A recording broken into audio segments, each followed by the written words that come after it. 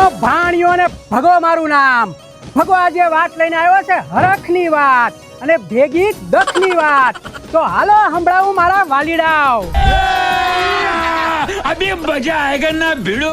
આવે છે મોદી સાહેબ ગોહિલવાડમાં આવે છે. લાવે છે ભાવનગરમાં વિકાસના કામો લાવે છે.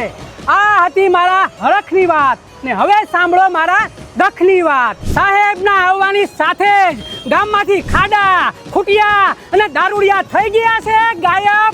મારા વાલીડાઓ ખરાબ રોડ રસ્તા ખાડાઓની રજૂઆત કરી પ્રજા તો થાકી, પણ શાસકોને પ્રજાની તકલીફ ન દેખાણી હો.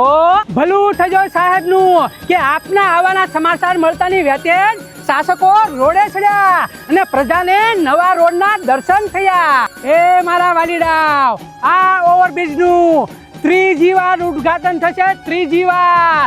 એ હાલવા જો.